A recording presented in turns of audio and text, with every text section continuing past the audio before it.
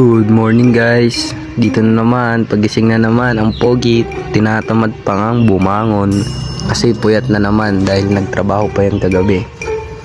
Labas muna tayo ng pinto natin para makita natin ang umaga kahit tanghaling tapat na. Yan, tamang labas lang ng pinto yung pogi galing kwarto, kala mo parang walang nangyari. Magpapakit pa yan siya sa salamin talaga. Baka na talaga boy, lala mo.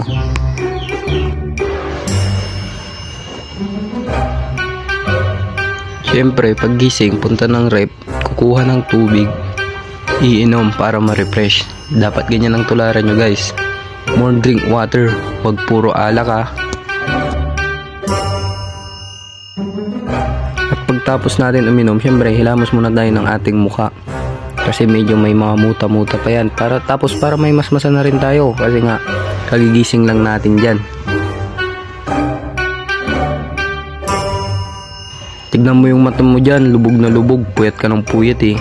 Charot lang, dito pala nakita ko yung mami ko tapos yung pamangkin ko. Yan, pinapakain na naman ng mansanas, tuwang-tuwa na naman yung bata. Nakita ko rin si mami nagluluto ng tanghalian, pising, para hindi na kami magkasakit.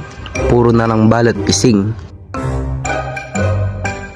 Pag nasa probinsya ka, ganyan ang makikita mong view. Sariwa ang hangin, fresh at nakaka-relax. Makita mo yung pamangkin ko dyan, napakakulit talaga ng batang yan. Hyper na naman. Ko ba naman makakain ng mansanas? Tuwang-tuwa yan. Yan yung pipisingin ng mami ko pala oh. Puro gulay. Wala nang kamatayang gulay. At dyan tumayo ako, tinignan ko yung kanin. Uy, luto na pala. Sakto. Pwede na rin magluto ng susunod na tong gulay. Dyan, binabalatan ni mami ata yung kamote dyan eh. Tapos ayan, nautusan pang bumili ng kamatis kasi nga walang kamatis. Hindi ko na nabidyoan guys, pasensya na. Tapos dyan, pagkatapos kumain ng mansanas ng pamangkin ko, ayan, naggatas na naman siya. Takaw yarn. Wala ka talagang kabusugan boy, lala mo ha, kaya ka tumataba eh.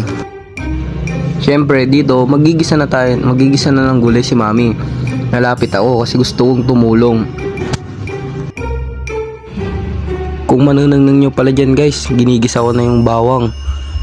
At syempre, naguno yan, itumbok natin yung sibuyas. Hintayin lang natin mag golden brown para masarap.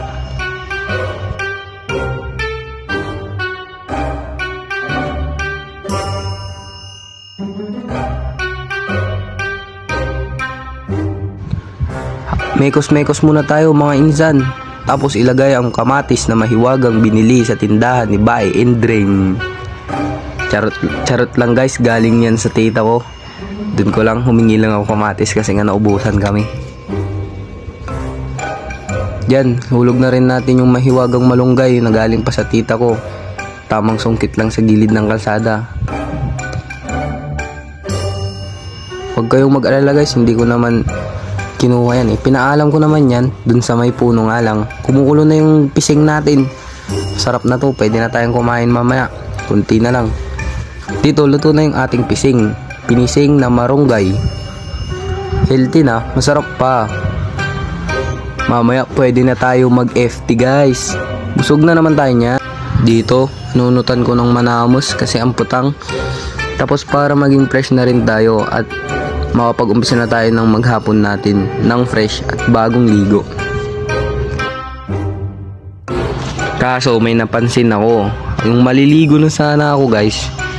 Alam nyo ba naman, nakita ko tong batang to nauna pang naligo sa akin. Siyempre wala tayong no choice kundi antayin siyang matapos.